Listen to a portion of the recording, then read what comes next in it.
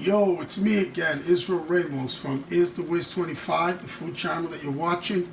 I already did this video, but I wanted to do a little video just to show you I'm cooking it again. It's my favorite chicken soup, Spanish chicken soup from Puerto Rico that my dad taught me. It has one of the finest ingredients, fresh ingredients. It has chicken cutlet, potatoes, chicken legs, onions, green pepper, chopped garlic, onions, cilantro, and tomato sauce, and sazon. It's very delicious. You'll find it on Is the Wiz 25, my food channel that you're watching now. And I use one of Italy's finest pasta from Barillo, veggie pasta. It's one of my favorite pastas that I like to use. It also has veggies, like I mentioned. And I'm cooking this separately. Anyway, I just wanted to show you the soup that I'm making today.